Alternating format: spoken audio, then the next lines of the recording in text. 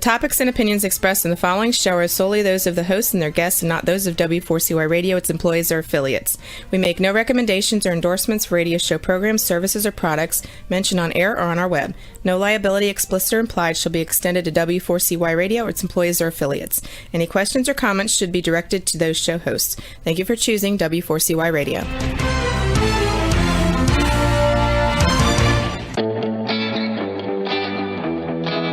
Are you ready to take a journey? Let's connect with the healers of the world. It's that time. It's time for the Language of Healing on W4CY Radio and Talk4 TV. Now here's your host, Emotional Wisdom Training Specialist Nicole Fortin.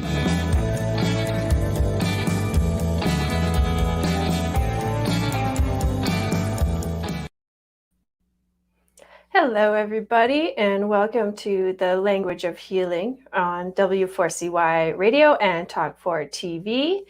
You're streaming with us live on the radio or Facebook, YouTube, and or catching the replay. So however way you're tuning in today, thank you for being here. And today's show is around soulful roots and rhythm and telling your story through music. We have a wonderful guest on today who's a musician and quite an interesting storyteller. I wanted to have him on the show, Elliot Wyman, for that reason, because he's very good at translating what's going on in his world, what he sees in the world, into music. And I'm a fan of his work and his choice of rhythm and blues. And he's a musician that does a hybrid of modern take with traditional components. So there's roots, blues, electroacoustic, art, folk, and psychedelic undertones. And but today we're talking about really telling your story, and I want to have him share a little bit about his story because it's very interesting, and just how we can support each other in making difficult decisions, taking the leap, trying new things, just getting out there, putting yourself out there. There's so many blocks and that can come up along the way that might stop you from really showing up and doing what you love or what you dream of. And it takes a lot of courage and bravery, especially to be a musician in today's world. So this will be a very interesting conversation, and I hope you take a lot out of this, as I always feel quite inspired and motivated to do something more after speaking with Elliot. So let's welcome him on, Elliot Wyman, the artist, the man, the band. Hi, Nikki. Hey, thanks for joining us. Thank you for having me. Yeah. So your story is an interesting one because you came from a corporate background of IT, and I mean, you've traveled extensively around the world, a father and doing life. And then all of a sudden you reconnected with your music, which is, I believe, been with you your whole life. But so maybe share with us a little bit about that leap. And I'll be happy. I know to. that's maybe big. Well, it was a circuitous route that brought me here. And I did start music at an early age, living in the States, in Oakland, California. And they start you in the band program in grade 3. And for a variety of absurd reasons, I ended up playing the clarinet in the school band and really enjoyed it. And then when my family moved back to Canada, there was a gap between when we got here and I got my first clarinet in Canada. And I think that was because probably the financial challenges my family was under having moved. The net of it is, though, in that time, in that gap, I sort of lost interest in the instrument and wanted to play the drums in a rock band. And my father would have nothing of it. He was very clear, we'll never have drums in this house. And so that was the that was the ruling. I had to suck it up, and I used the wind and the embouchure I developed for the clarinet on the blues harmonica, which interested me at the time. And so that's what I did. And I was probably 19 when I got my first guitar and was just fascinated with the instrument. I had, out of high school, I started doing live sound for rock bands and traveled all across Eastern Canada. And it was a lot of fun. And in those days, you'd be in one small city for 6 days at a time. And you played every night and 2 shows on Saturday, and you moved on the 7th day. There was nothing to do in most of these towns, so the guys would just sit around and play the guitar. And I just got captivated by it. There's something about the tension, the innate tension in the instrument, the strings and so forth, that just really appealed to me. And so I started playing the guitar. But I always did it in the closet and in the back. I did it occasionally with my friends or in those circumstances that I just described. But I never did it in front of people, not in front of an audience. I'd play harmonica in front of an audience very happily, but not the guitar. At any rate, I started writing music almost immediately and went through a sweep of careers from a sound man into working in channels for the musical instrument industry. And I traveled all around Canada doing that. And that eventually segued into a life where I developed a line of data storage products for the burgeoning digital audio and video industries. And at the time, it was a black art. It was magic that people could do this. But, you know, the technical people that I had come into contact with and my own experience in musical equipment brought it all together. And I ended up traveling the world for them, opening up distribution and working with some really top-notch people. Names, I won't drop any names, but names that you'd really recognize, at least from that time period. Anyway, that segued me into the computer industry, and I did have a 12-year career in IT, working for big companies, Apple, IBM, HP, and thoroughly enjoyed the music. But when that whole world lost its appeal for me, and part of it was that the sort of work I was doing was taking me away from home. I had 2 small daughters. I was spending sometimes 50, 60 hours a week away, very often in airports. And I decided that I just didn't want to meet them when they were 20. I wanted to see them grow up. So I stayed around home and took different jobs in consulting and IT that would keep me close to home. But I had been writing all this music, and for some reason, in 2009, I just felt this compulsion to inflict them on the world. And that's what I did. So I just didn't know any musicians in town. I just grabbed my acoustic guitar and went to the first open mic I could find, and bloodied my nose on those stages. But the interesting thing is, I was quite mature at the time. Most of the people who were at the same stage in their musical development were the age of my children. So it was really incongruous that I would be this newbie with gray hair and all this experience, technical experience in the background that I'd amassed through working with data storage products and working with digital audio and working as a sound man. So it was a pretty interesting route that got me here. Some people have thought, well, you're pretty foolish to be starting to write and play music publicly at your age. But I just couldn't seem to do anything else. So that's why I'm here. I hope I wasn't too long. No, not at all. Well, it's funny that you started with the wind instruments, the long-winded. Yeah. Yes. So yeah, that is quite an extensive background. So what is it that drives you to keep coming back to it?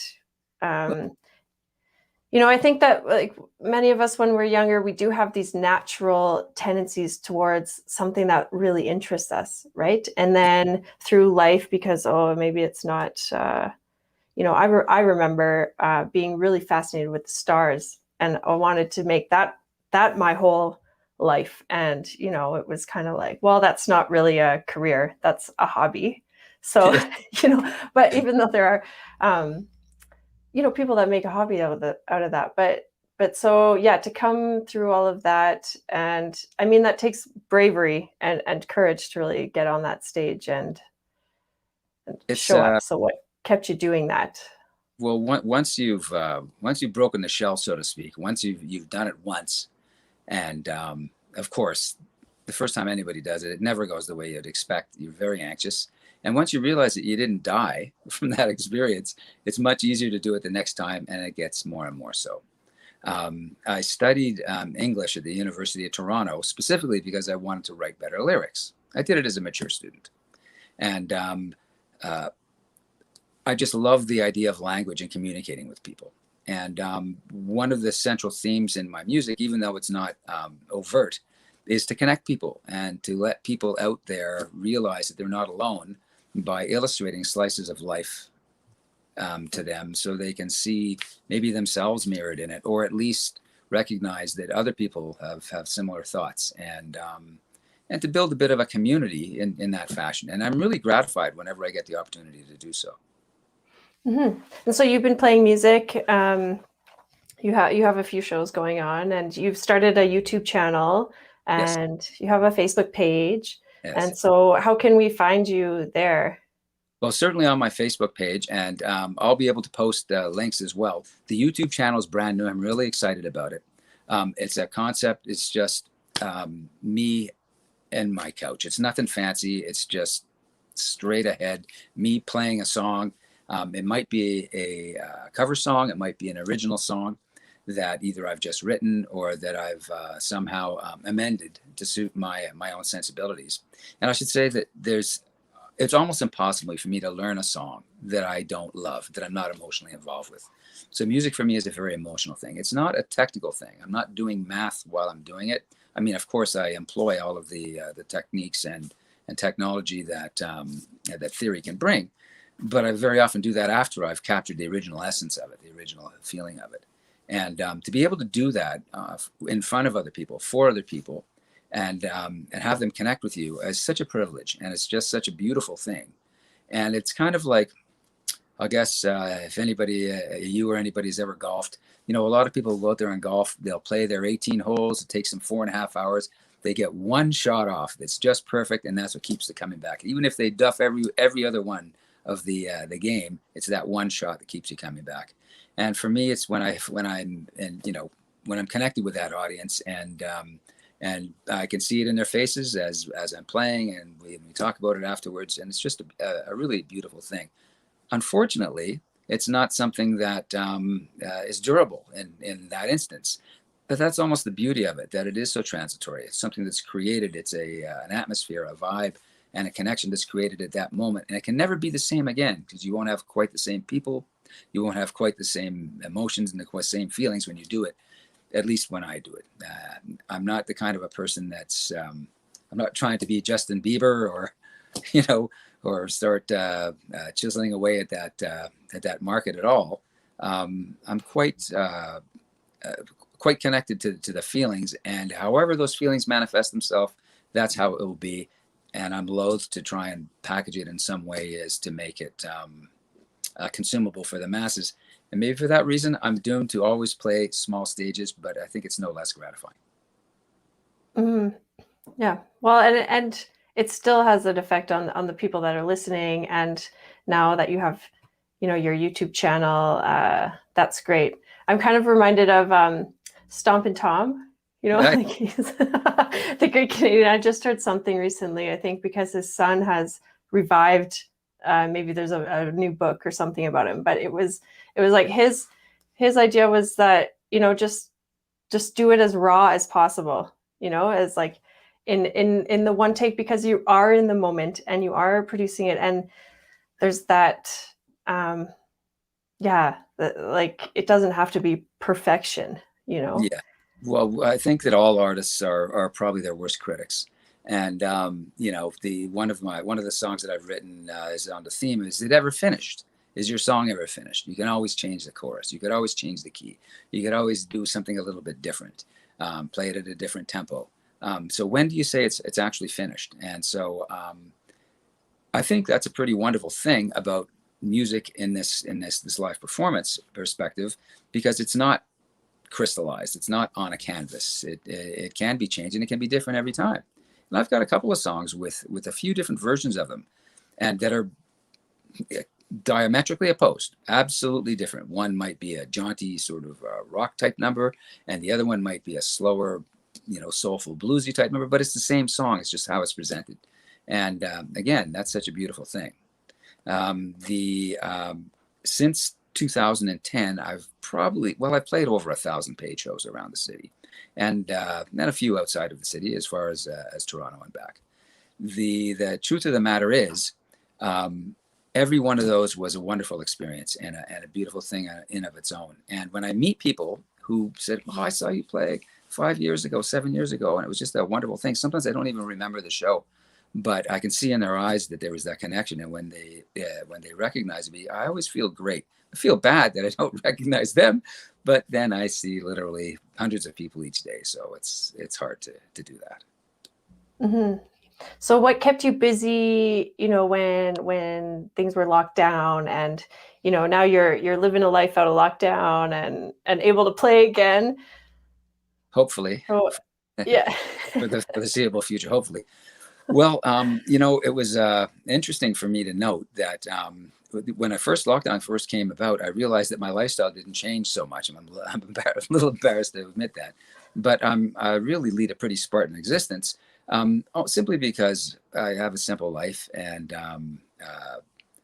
the things that I value really don't come with a receipt. All of the most valuable things in my life, if I were to take a tally right now, I would recognize that, I'll tell you, every one of the most important moments did not come with a receipt. There's nothing that has any commercial value or material value that I could say that I actually cherish.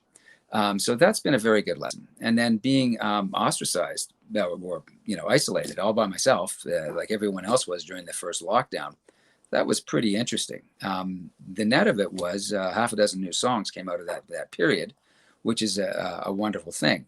I guess when you get inside your own head, it can work out pretty well. But when I reflect on that time and the enormous release of energy that happened when I don't know if you guys remember, when that first lockdown in Calgary ended, I mean, people just spilled out into the streets, and there was beautiful, I don't want to say pandemonium, but just a communing of souls and people looking at each other's faces. And it was just a wonderful, wonderful thing to experience after, months of hunkering down inside and going out in fear, all masked up and avoiding each other. Do you remember, like, you'd go out for a walk or something and people would give like the widest berth around like across the street, so you weren't anywhere near each other? Yeah. I think it's contrary to our very nature. I mean, we're a social group of people, and we take so many cues from people's faces, and to not be able to see their faces, I think it was a real challenge and stressful for everybody, even though they might not articulate it that way. And that theme shows up in some of my music as well, too. Mm-hmm. So we're talking about, and this is the language of healing, and I am a very I'm keen on language. Like from the sound perspective, what vibration you're saying with the words or the language, but also the, what you were saying and what you were trying to communicate and express. And I just find you have to have such clarity and purpose with what you're trying to convey in your message. And I think it's really, I admire the songwriting, because it's a story with music. It's very moving. And so maybe what comes to mind for you, maybe like a lyric or a message that might be a theme throughout your music. Like I said, there is a theme throughout, though it's not overt. And it's not that I did that necessarily by design, but at the end of the day, I wanted the page of my offering to be greater than the sum of its parts. And I always enjoyed most in literature when I experienced a piece, that the full weight of it didn't come to me until I'd read the entire book, and at the end of it could actually reflect. And I would liken in the case of music, I wouldn't consider a single piece of music, a single song, in my case, to be a book, but maybe a chapter or even half a chapter in the book of my work. And You brought up a very interesting point about sound and the idea of how sound affects humans, how it affects us without a story. Just the sound of itself is very powerful and can bring out so many emotions. There's a great book called "This Is Your Brain on Music," wherein they looked at subjects at the time it was brand new technology, MRA technology, to actually see what areas of the brain were stimulated by various components of music. And it's remarkable. There's very few other things that can stimulate as many parts of the brain as music can. I mean, rhythm is a different part of the brain that we associate, that we manage that with. The melody, of course, is very important. The timbre of songs, the counterpoint, the tempo, all of these things have an impact. So I try to write holistically in a way that incorporates all of those things together, rather than simply having prose set to music. It's not that at all. It's everything's together. I don't know if anybody would discern that aspect of things, but I think that at least a portion of the enjoyment that people might get from listening to my music would come from all of those elements working together. So it's a delicate balance and a little bit of a dance, and that's why each one is almost like a canvas rather than a novel. And hopefully, the entirety of my work will be a novel. Right. Yes, just little snippets. Yeah, so we've got some comments here. It's not always about hooks and choruses. Right? Well, that's true. And to write for a commercial market, there's formulas you can follow. And I've been on songwriting courses, and that's basically what they tell you is, I don't want to, burst anybody's bubble, but they basically says, find what's selling today and do that. And, do that in your little way. And if it's special and unique, people might go to it. And that is one way to move forward, but that's not what I did this for. And that's not what I started, what drew me to it in the first place. I didn't know any cover songs other than the ones I grew up with as a teenager until people started offering me money to play them in venues. And well, of course, that was a joyous thing to behold. So each one doesn't, I've got a few that are a little bit formulaic. You might recognize the genre right away, but most of them are a little bit strange. And whenever I play them with people for the first time, other musicians there, every time they get a little bit comfortable, they have to sort of wake up, because there's always a little left turn here. And I always try to illustrate that before we get started. But that's my evidence that you can't just go to sleep and have it running in the background. You need to pay attention. Right. And you're capturing, that's what's great about your work, is you're really about the essence. You said it before. It's more of the essence of the music and the message and the what's trying to be conveyed from the moment. Right. And so formulas, I think, are great. I mean, but I see it too in the medical world. It's like textbook doesn't always mean that that's the way it is. There's another part, another component that goes on it. Precisely. Going on a journey with music, Rachel says, yes. Yeah, so true. It carries us through so many times. And Rachel also mentioned that music is therapy. And that can be broken down into so many aspects. It's so true. It's absolutely. One of my favorite humans on the planet just left to Vancouver, a phenomenal musician, a master of percussion here in Calgary. And he's now studying for music therapy. Now, it brings up a very interesting point as well, that music means different things to so many different people. And for some people, any sound might be considered music, whether it's a natural sound, whether it's a man-made sound, it doesn't matter. For other people, there's certain requirements. One of the fundamental things that people think about is melody and rhythm. And if you have a melody and a rhythm, generally you have what could be considered music. But some music has no melody whatsoever. There's all percussion music. There's music that exists from industrial sounds. And it's, nobody could say that it's not music. It's just different. And I've had to come to grips with that when working with other musicians, and recognizing that what one person considers important or fundamental, the other person may discount completely and think it's immaterial. A lot of the popular music today is, rap music, for example, where there's not much of a melodic component to it. It's very strong prose. It's folk prose of today. It's very important work. It's not necessarily melodic, so you couldn't whistle the tune going someplace, but the words might stay with you. So it's such a broad thing.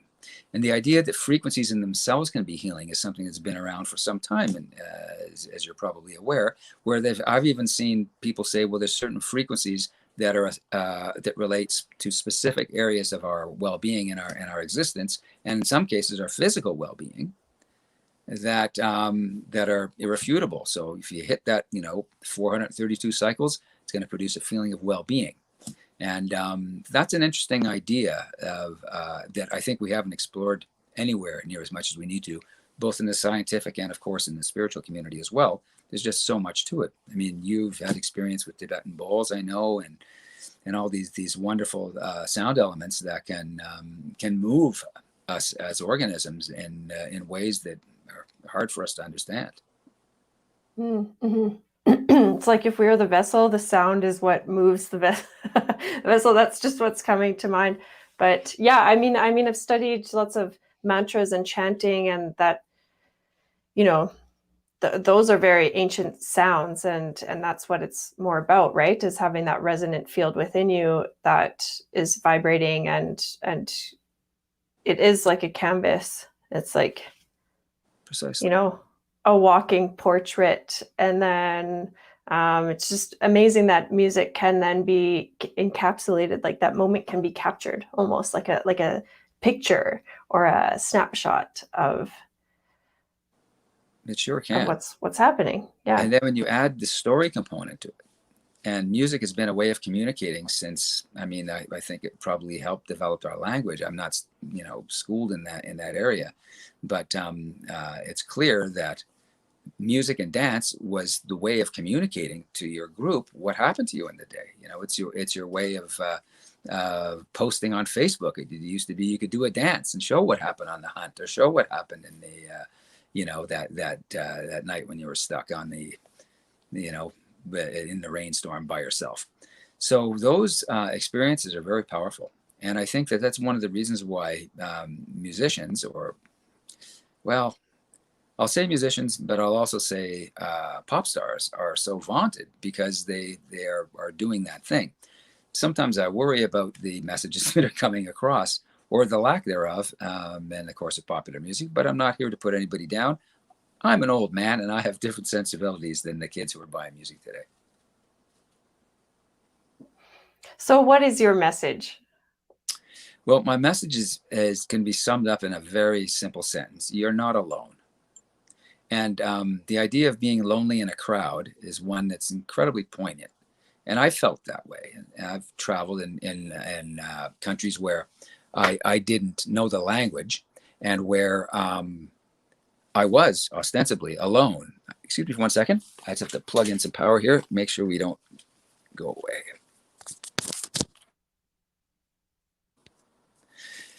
So the idea that you can be alone in a crowd, and I've met some people that have just some very dark times, and feeling like they're alone in the crowd, and then just understanding that someone else can feel those same feelings and still be okay.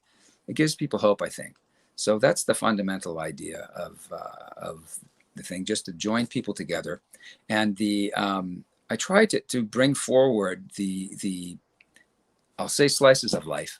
I try to bring forward the predicaments, the situations that happen to people in such a way that they're not judgy.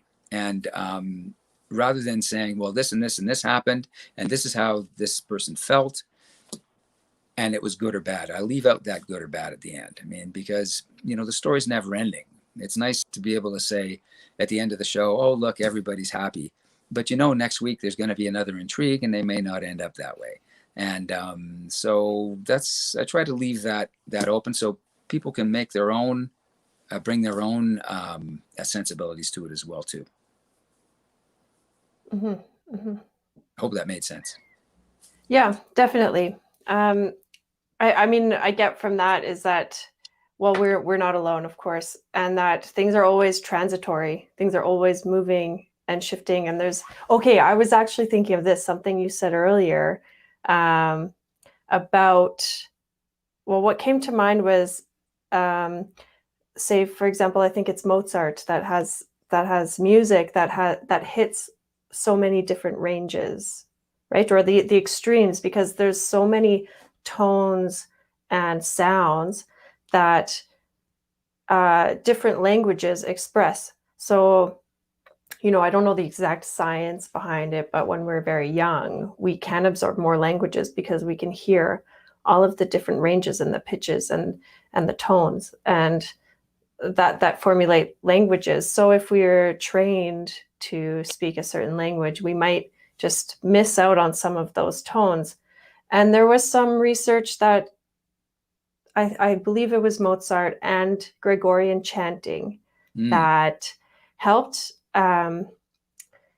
children with auditory problems, or even ADD and those kinds of things, to help stimulate and balance the mind to hear those special tones. I don't know what your thoughts around that, or.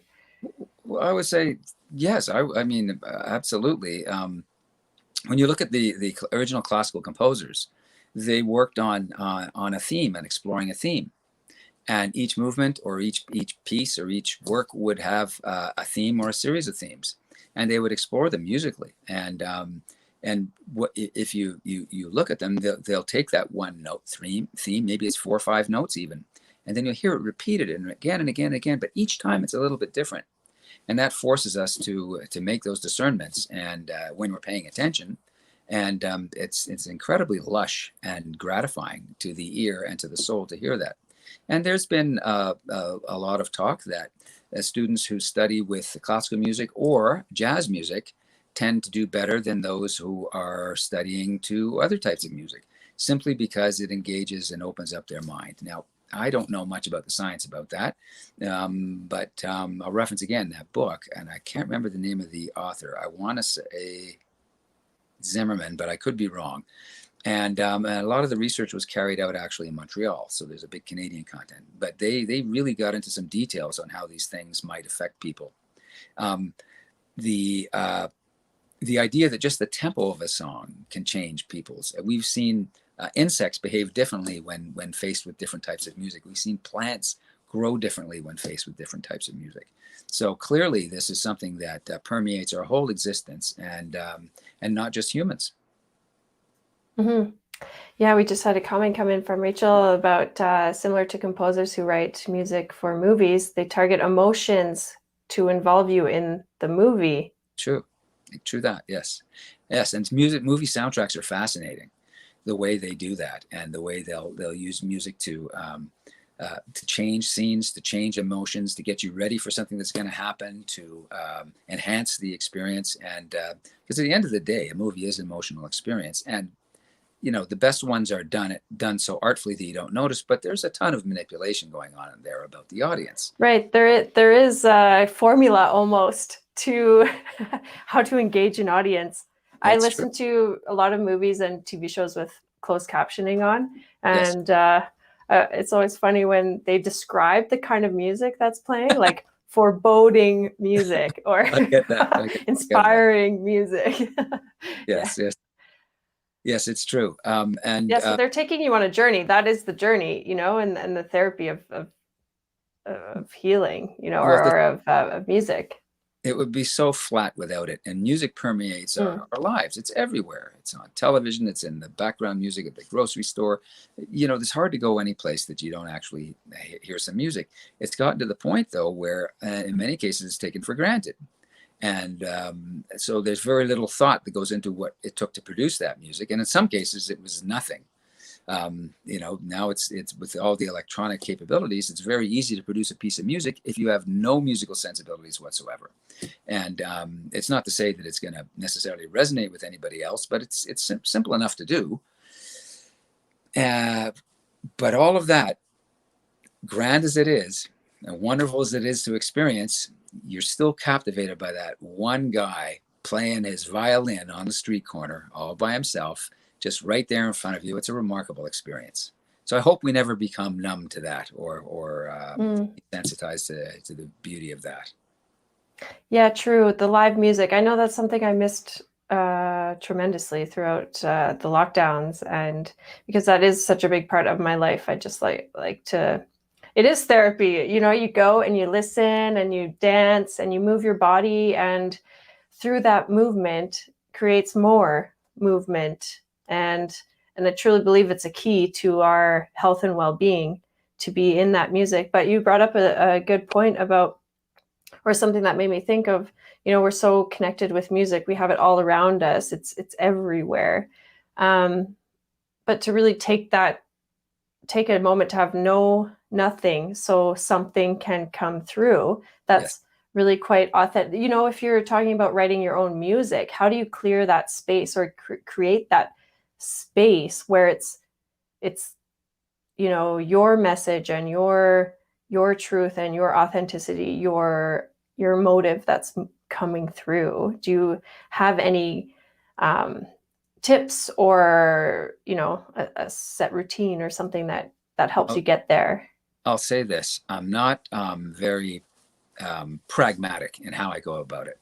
And professional songwriters will have a very tight regime where they will write every day. They will sit down and they will write every day. And I know people who literally write a song every day. It's not the way I go about it. And it's not to say that I know better than them. As a matter of fact, I probably know less than them. I just don't see it as that sort of an endeavor. For me, a song comes about with an idea, and I may get the idea and not be able to articulate it, but I'll still have that idea or that vision or that experience in my mind, and I'll carry it with me for some time before it develops into something tangible that I can scribble out a couple of words, or sometimes it comes out in music first. And it may be when I'm just sitting down and I have this feeling and I'm just playing my guitar and something pops out. Now, it's not to say that it's happenstance. I believe it's very intentional, maybe even predetermined, that I would come up with something to suit those things. It's just the way my process works. Maybe that's why I don't have 500 songs. I only have 60. You know, it's a different. I know people my age that have hundreds and hundreds of songs. You know, it's remarkable, and they keep coming all the time. But the idea that something has to happen to trigger that, whether it's within me or without me, is, I think, pretty important. And sometimes it's something that I see in the news. Sometimes it's something that I experience during the day. Very often, I'll just be sitting in a social setting or just someplace and hear the conversations going on, and just the meter of them, the banter of it, and then sometimes the content just all comes together, and it's beautiful. It's the most beautiful prose that anybody could ever write, and it just popped out of this fella's mouth sitting at the bar or in line at the grocery store, and those are the moments that I just go, oh man. And I get out my phone and I immediately capture that in my little note-taking application, and that's what I do, and on it goes. And then later on, I might be sitting down with an instrument or just sitting down and writing out some lyric and going through all my notes and realizing that, wow, these 3 or 4 ideas actually are related, and they're related in this way. And I make those connections, and then that might be the basis for the contrast that's going to make up the song, or the foil to make up the song. The old vault, yeah. Yes, well, yeah, thanks, Rachel. It's so true. It's like the black book of everything, right? The vault has all these ideas. Well, it's a good practice to do something like that. I don't journal per se, but I do capture my thoughts as they come down. Sometimes it'll be when I'm driving down the road, and sometimes it'll be when I'm, walking someplace or working on something else altogether, and it frees up that part of my brain, and then the idea gets formulated. And when it becomes a song, and some people will come after and say, oh, I really like that song. I really like something about that song. And it resonated with them, but it might not be the thing that resonated with me. And that's the thing that I found amazing, is to talk to people. And when I'm given the chance, somebody says, well, I really enjoyed that song. I really would love to understand how so. You don't want to put people on the spot and ask them that question, at that moment. It's not necessarily the right time to do it. But I always wonder how it is. And sometimes when I find out, I'm surprised that it had nothing to do with what I originally had, that they brought their whole meaning to it. But somehow, because it was a true story, and because it came from things that actually happened, they're not made up for sensationalism. Every word there, every comma there comes from the earth, and from something, some interaction with another human or another force. And that's genuine. And I think when those components are there, that people will always recognize it as reality, rather than something that's how can I put it? Something that's painted on veneer. It's not, it's easy to dress things up, but at the end of the day, you need that kernel of truth inside to make it work. Yeah, you can dress up a turd. That's for sure. Well, there's some songs out there that even I like, and I might enjoy dancing to them or something, and I'm going, there's nothing to this at all. But there's something about it that just gets me going, and I'll celebrate that as much as the next guy. But I won't exclude anything else. I won't have that being exclusive. It's I try to stay open as much as I can. I like that. That must be an interesting experience to receive that feedback from somebody that they really connected with your song in this certain way, because those genuine truth nuggets, or those real moments that people do relate to, are coming at it from their own experience. And, some things, I don't know. I think it's interesting too. You studied English as a major or minor. I can't remember what you said, but I always struggled with English class, because, you were to interpret this story or this song or this, and it was like, well, but, what I take away from that could be very different than where the author was coming from. And it still connects. I don't know. I always struggled with that a little bit. Do we need to capture the essence of where the author's coming from, or are we and this brings in all of our feelings, thoughts, beliefs that we've created over our past experiences. Yes, absolutely. And then if you look at literature from a long time ago and you read it with today's sensibilities, it means something very different. The language doesn't necessarily mean the same thing. And without the context of the times, or the context of what's happened. One of the times this has happened with one of my pieces was I've had many people come to me and say, I know that person because that's me. And then I had other people come up to me and say, I know that person, it's that person over there. So some people will bring it, right into themselves and see themselves reflected in it. Some people may see somebody else reflected in it. Somebody may see it relate to something that had, nothing to do with what I was thinking about when I wrote it, but those words, the story was true, and therefore it sat there, and it's still always open to interpretation. The idea that you can use rhyme schemes and punctuation and things to emphasize certain ideas and certain parts of your song is very powerful, and that's something that I learned in school. I don't necessarily employ it in a meticulous, fastidious, theoretical way. But those lessons, you can't, once you have that information, you can't unknow it. And so therefore it does come into play. So it's a very, very, very, very interesting whole process for me.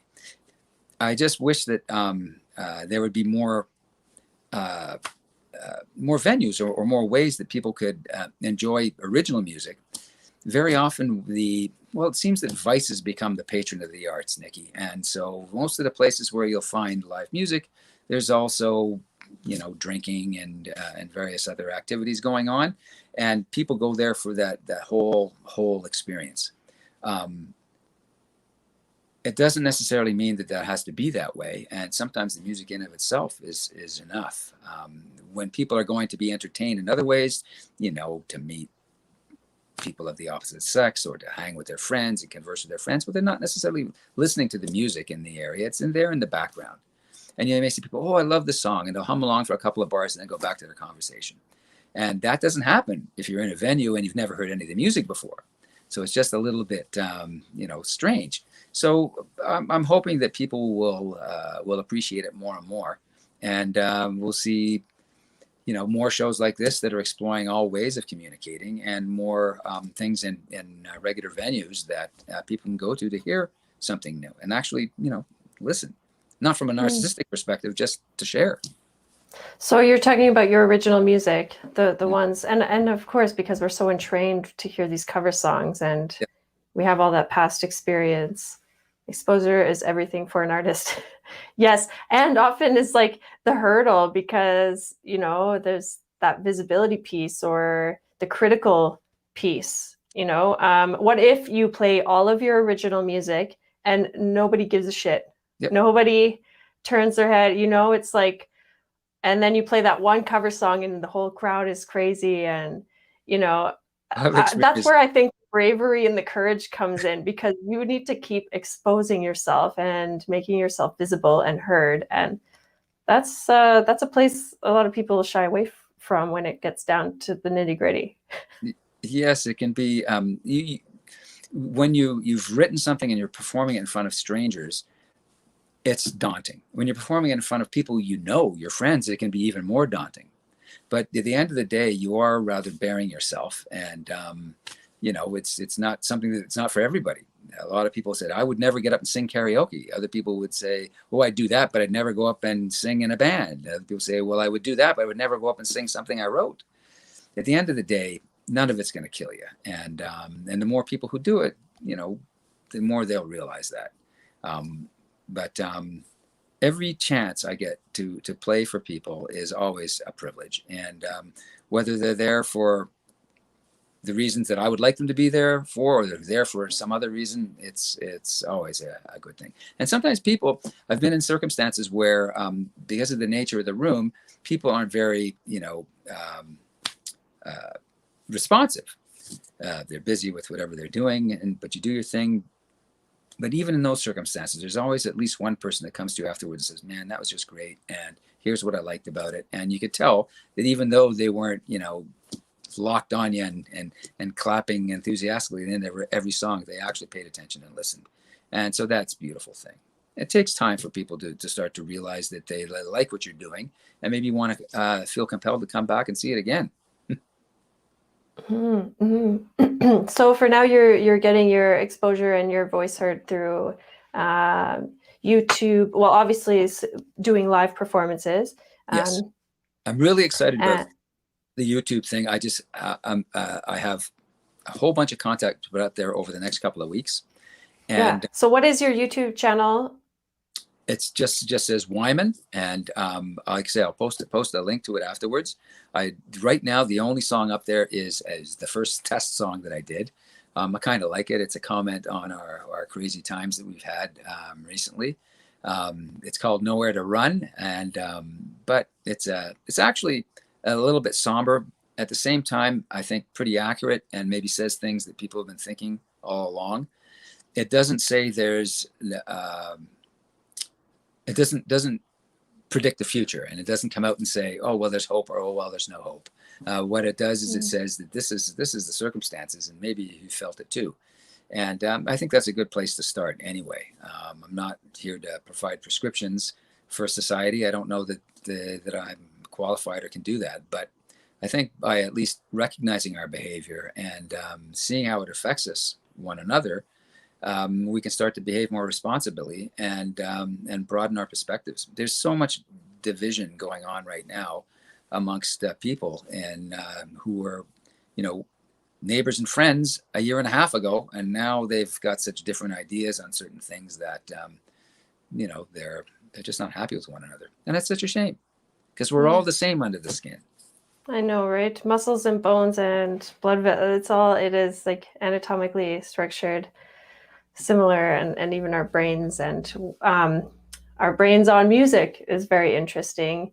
And I like that you say it's, your music isn't necessarily presenting a solution or a perspective, like a good or bad outcome. It's just almost this reality check, or having an awareness of what actually is happening around us and coming to a place of acceptance. And I think music really supports that place of acceptance because it keeps things moving and open, and it's an outlet to have that those frequencies move in you, and letting that out brings room for more, and therefore new inspirations and new motivations, new ideas that are creative and move us forward, instead of being stuck in that resistance or the denial or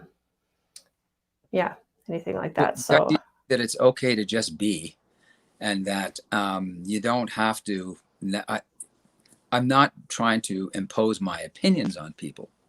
I think there's enough of that going on in the world like this. I'm just trying to say, okay, well, we're all in this together, and here's what happened one day, and what do you think about that? And and maybe they'll come up with some new perspectives or some new ways to frame some ideas that might help them and make sense in that way. It's indirect, but it's important. And I suppose there's a therapeutic element as well in it for me to be able to get these ideas succinct, so I might share them with another person. That's sometimes we have all the same ideas, but just not everybody can articulate them.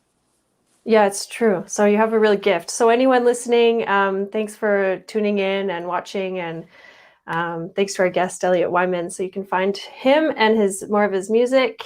Thank you so much, Rachel, for being here with us and really engaging with us here today. It's great conversation. So Wyman, WYMAN.